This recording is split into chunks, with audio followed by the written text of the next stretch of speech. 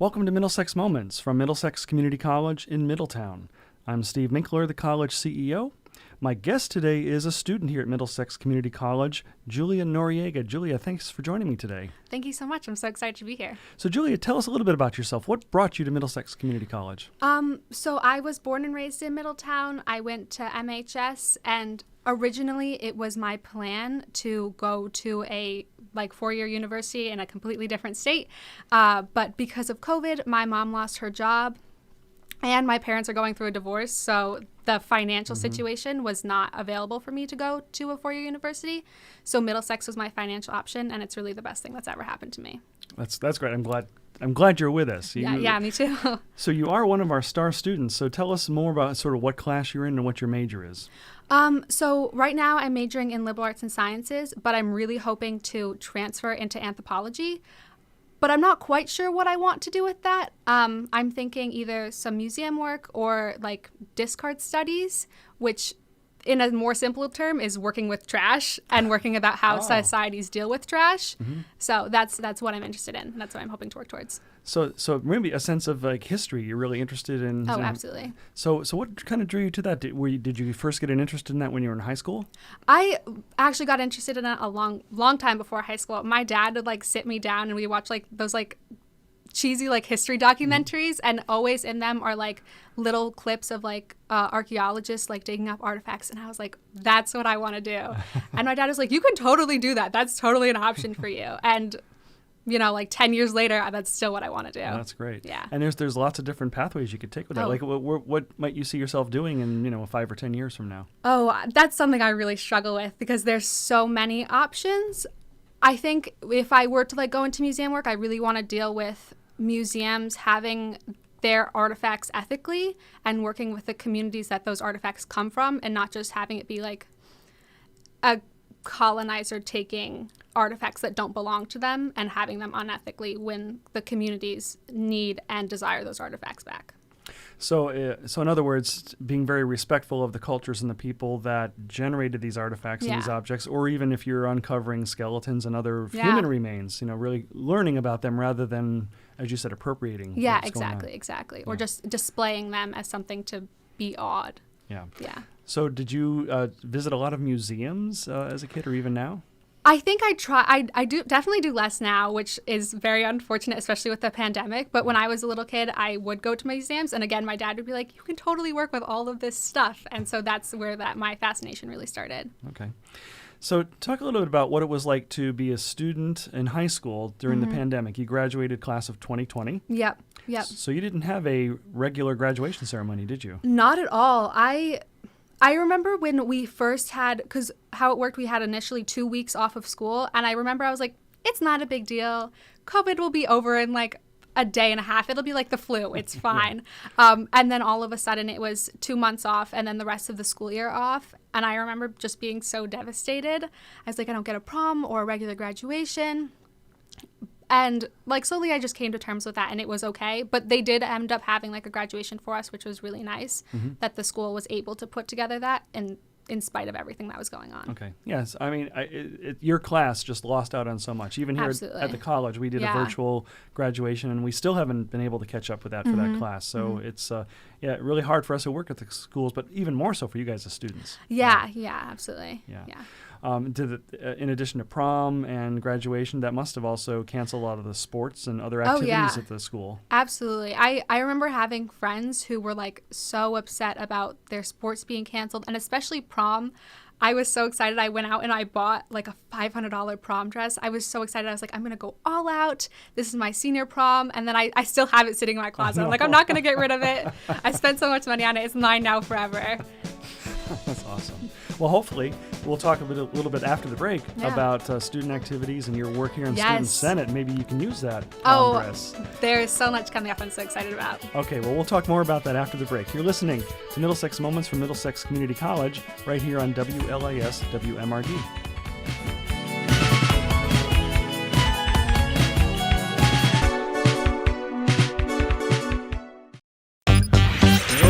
Your future begins here. At Middlesex Community College, you will find affordable, quality education to land the career of your choice. With over 70 options, make the decision to start now. Visit mxcc.edu to get started today.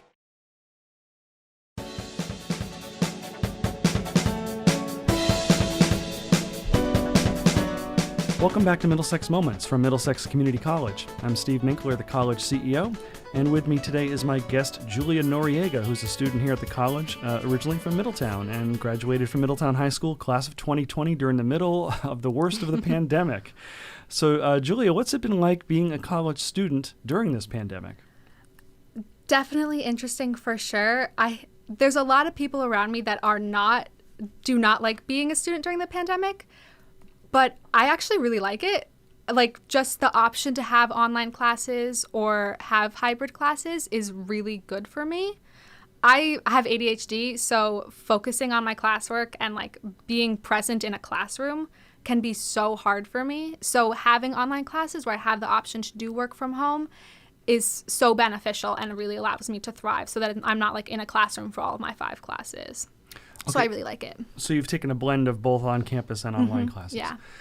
So why do you think in taking an online class that works to your advantage? Is it because maybe you have more time to process what you're hearing and learning and can reflect on it a little bit differently? Yeah, I think it's having the time to reflect on it and also being in a space where I can control my distractions, and it's a space where like I'll be reading in my room, and it's a space where I can control the stimuli that I get, and I don't have to worry about other people moving or the teacher changing their voice, or if there's like a weird sound in the hallway, I can control the stimuli in my room, and it's a much more calm environment, and it's an environment that I'm much more used to for sure. And I can control my schedule too. Mm-hmm. So you seem very aware of how all this the environment affects your ability to learn and ability to process. Is this something that you've been working on for a while? It is something that I have been trying to work on. I was diagnosed when I was in elementary school, but through elementary school and high school, I wasn't ever treated medically or by teachers like I had this like cognitive disorder. So when I really started to think about it more when I came into college, it's something that I've tried to be a lot more mindful about. Not even just in school, but with my own personal behaviors. Okay. Well, it's funny, you use the word disorder, but I think, would you agree with me by saying it's not something that limits you or it defines who you are? It's just something you need to be aware of, right? Yeah, absolutely. And it definitely makes my learning style and how I interact with other people significantly different, and something that I need to think about too. Okay. Yeah. So you're in the Liberal Arts and Sciences program here at Middlesex. And you're also in our honors program. Yes, yeah. So you are one of our star students here in that program. But for the Liberal Arts program, what are some of the courses that you've taken so far?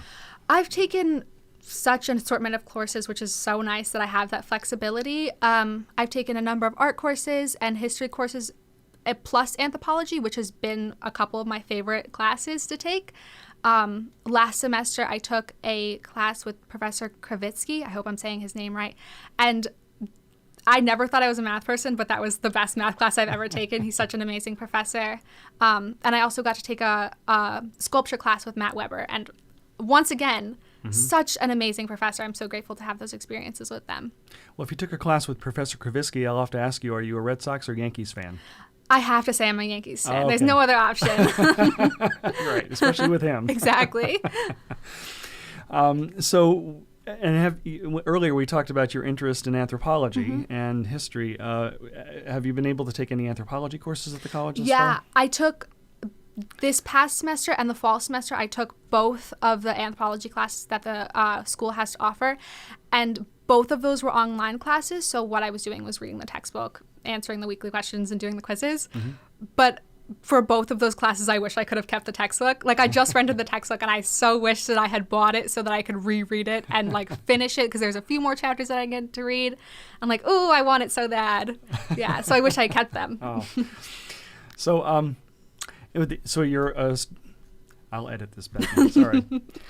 So it's great that you have that assortment of classes as part of liberal arts and sciences. You're also a student in our honors program. So maybe for our listeners who aren't aware of that program, talk about what are some of the requirements that make the honors program just a little bit different.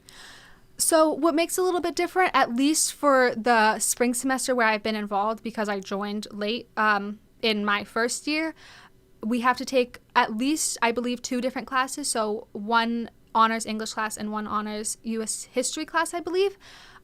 So it's taking those 2 advanced classes as well as doing some extra work outside of the classroom. So some like a presentation, a couple of papers, and what one of the big things is doing our capstone, or sort of like our giant research project for the end of the spring semester next year.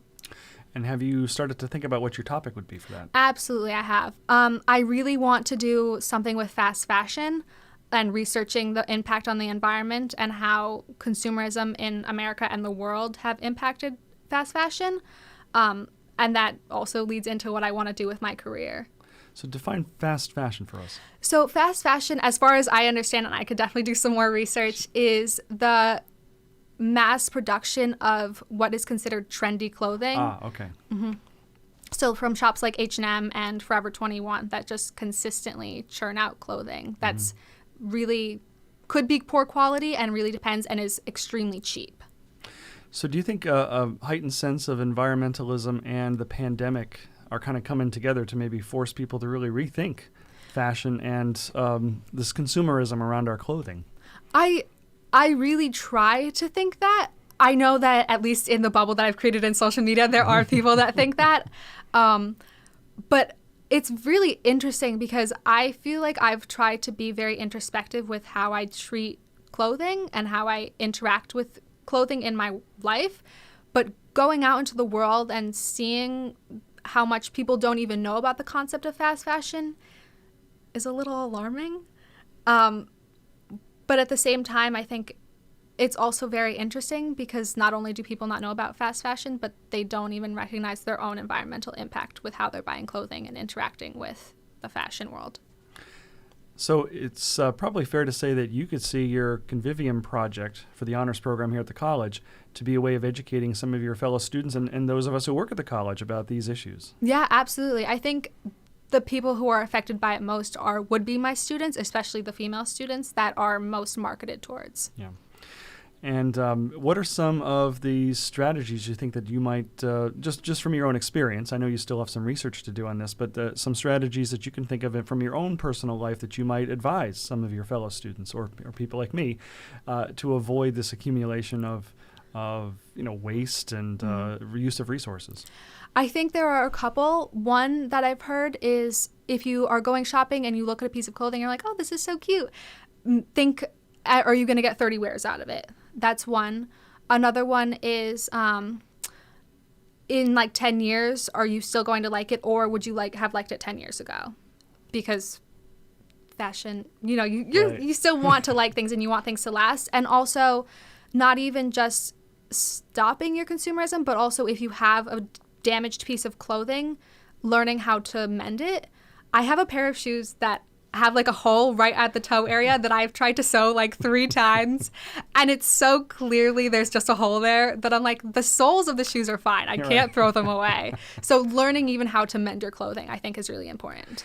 In some ways, it's almost like a big throwback to people I could think of, maybe my grandparents' generation, which would be your great-grandparents' generation, people who lived through a depression and a world war. That's just how they lived all the time, Yeah, absolutely. So a real throwback to things that make sense. Yes, exactly. Yeah, yeah. So, Julia, you're also very involved here at the college, at Middlesex Community College, in student activities and student government. You were on the Student Senate last year and are the incoming vice president of the Student Senate. Talk to us a little bit more about what the Student Senate does here at Middlesex Community College. So many things. So as far as I'm involved, we really work with student activities. That's what we've really been focusing on, planning activities and dealing with, I know that we're trying to refurnish one of our buildings, so doing some of that, and fund allocations for fundraisers and awareness months. I know that we're trying to get some fund allocations for some museum tickets. So that's what we've really been focusing on. And I know that we're trying to take more of a community focus in this upcoming semester. Okay. And also trying to, make sure people are welcomed back, because we're going to have more students back this semester than we have since the pandemic started. Yeah, absolutely. Yeah. So what advice would you give to an incoming student, someone who's brand new to Middlesex this fall and would like to be involved in things? What advice would you give them? This is going to sound like horrible advice, but I would say, just do it. When I first became involved, I really wasn't interested in being involved. I was like, I need something that would look good on my resume. Mm-hmm. And I found one club that I thought I would be interested in. So even just going on the school's website and seeing what the school has available would be a really great resource. And sending a cold email to somebody and be like, hi, when is this club meeting? I'm a student at Middlesex. And anybody at the college would be more than happy to help. I definitely would agree with that. Any of us at the college who are faculty and staff who work with students, I mean, we're dying to have you guys participate in things, and because this college is for you. If you weren't here, we wouldn't exist. We wouldn't have jobs, and we wouldn't be here. But I think more importantly, you as students, you're why we love doing what we do, and we need to hear from you. So, do you see the Student Senate, or maybe just you, Julia, specifically, as someone who can help give students more voice at the college that you belong to? I absolutely tried to think that I can give students more of a voice. I know that in this fall and the next spring, I want to make the Student Senate a greater resource to students, because I feel like a lot of students don't know that that's something that they can attend, and even professors don't know that that's something that they can come to. So making it something that's simply available to, you can come and you don't have to participate at all as long as you're present, if that's something that you want to do. Just making the resource available is something I'm going to try to do. All right, super.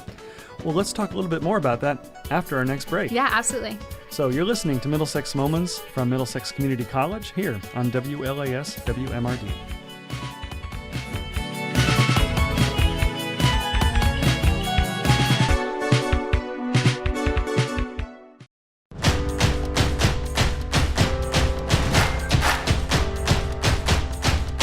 I really had no idea of what I wanted to do, so I worked a lot of minimum wage jobs. And finally, I was just like, I just need to go back to school, because I wanted to get a business degree. And Middlesex Community College was super convenient. I got a lot out of Middlesex.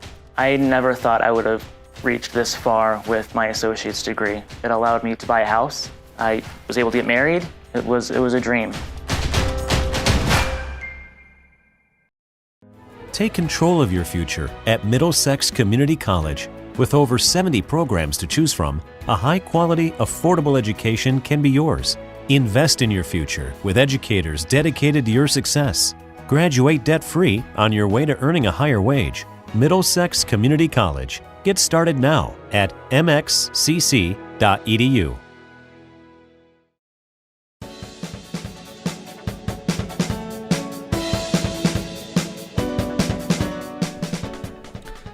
Welcome back to Middlesex Moments, coming to you from Middlesex Community College. I'm Steve Minkler, the college CEO, together with my guest, Julia Noriega, who is a student here at Middlesex, originally from Middletown, actually still lives in Middletown. Before the break, we were talking about Julia being a member of our Student Senate, now incoming vice president, and the importance of student voice at the college that they belong to. And Julia, you've been involved in a number of other activities, not just Student Senate, and you actually chaired a club last year for us. Yes, and hopefully we will be continuing that club into the fall. So that club is the New York Times Roundtable. And essentially what we do is come together as a group to talk about current events that come from the New York Times, because it's a free resource to students at Middlesex. And we just talk about articles in a really casual manner that's low commitment, and you can come in and voice your opinion and be heard, which is a really important resource for students that I'm hoping to get more people involved with in the future. And so if a student were to join the club, or at least attend a meeting just to see what it's all about, I mean, do you just look at today's newspaper, or do you select a couple stories to look at specifically? Yeah, so what we'll do is me or one of the other officers of the club will pick an article and we'll send it out.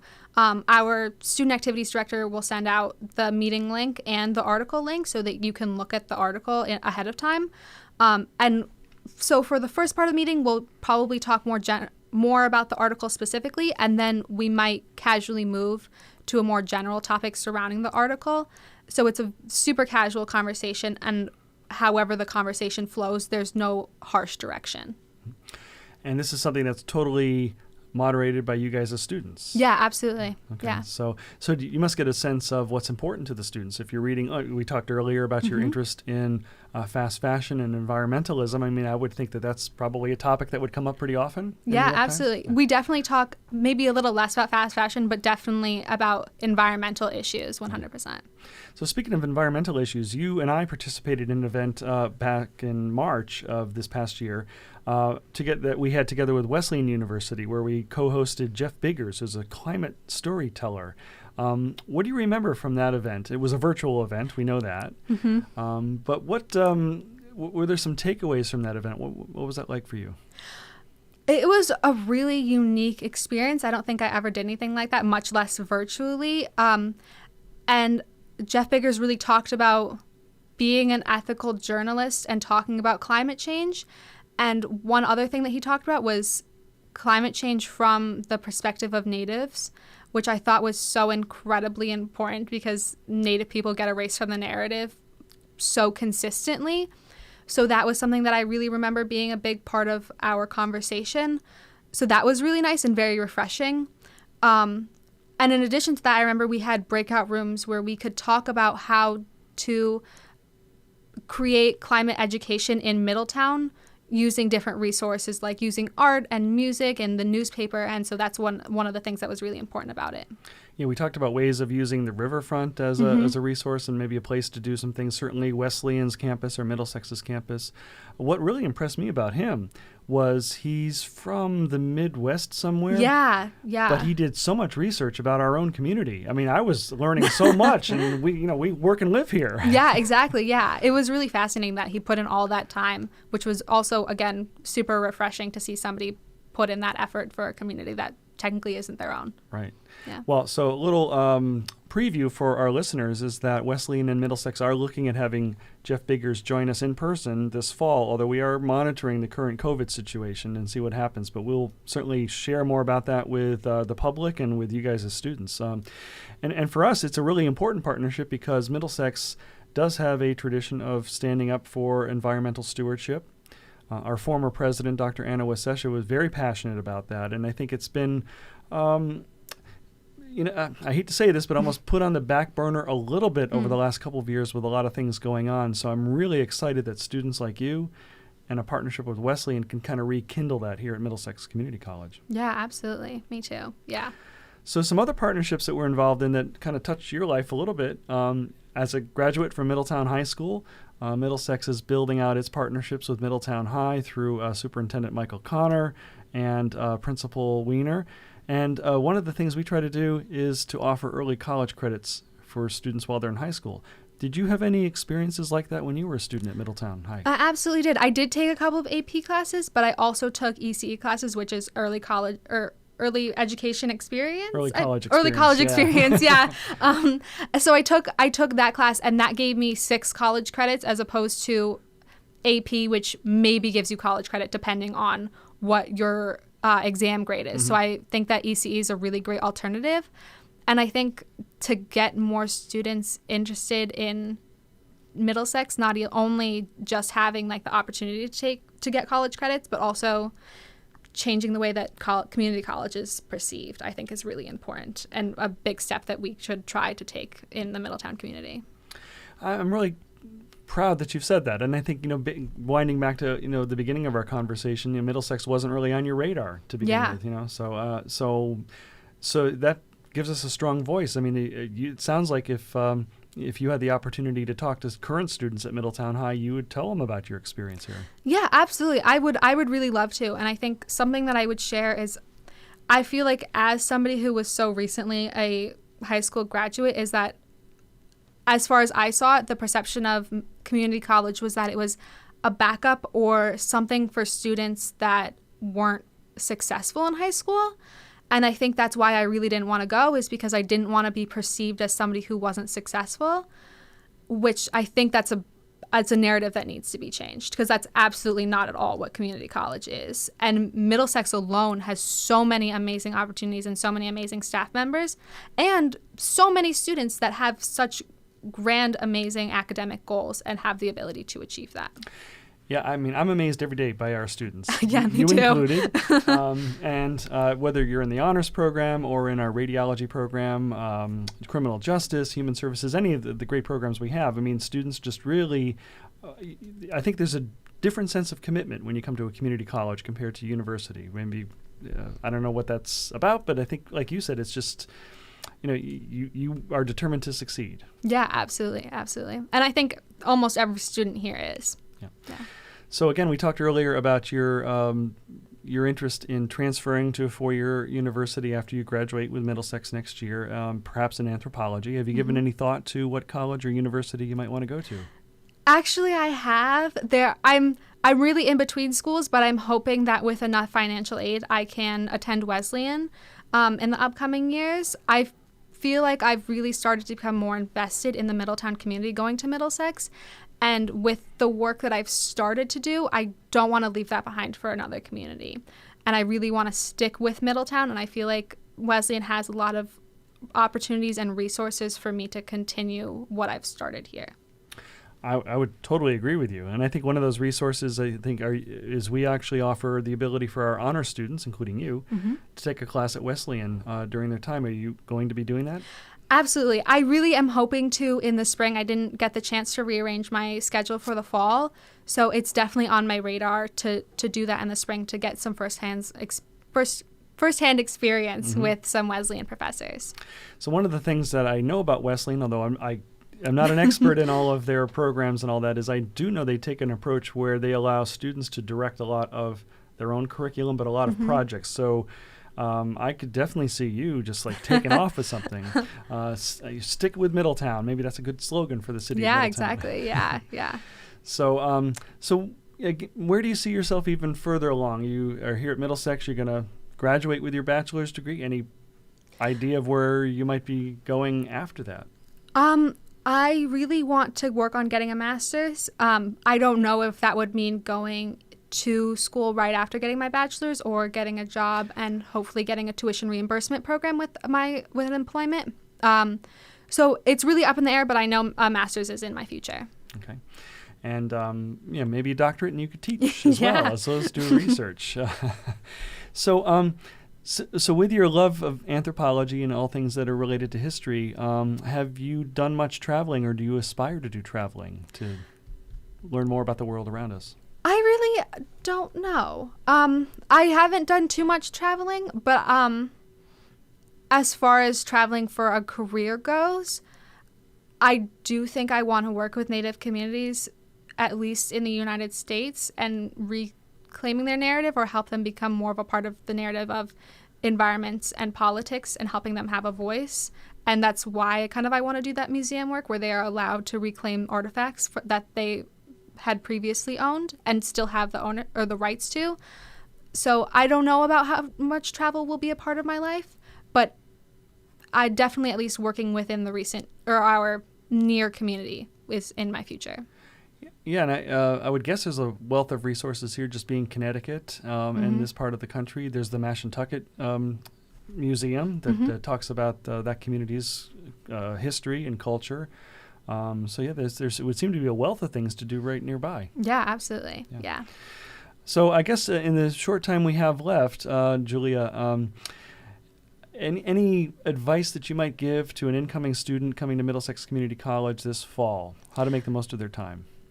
I would say absolutely get involved in anything that piques your interest, and also send those emails, reach out to any of your professors, anyone that you think might be a good resource, anyone that you think could answer a question. Everyone here is more than welcome to help you.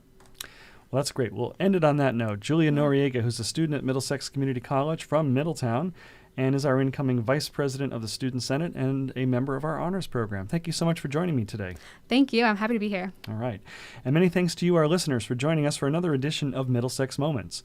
As always, please visit us in person and remember to wear a face mask if you do.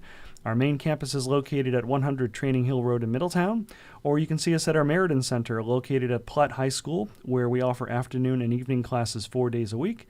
And of course, you can visit us online 24/7 at MxCC.edu. On behalf of Julia Noriega and everybody at Middlesex Community College, I'm Steve Minkler, and we'll see you next week.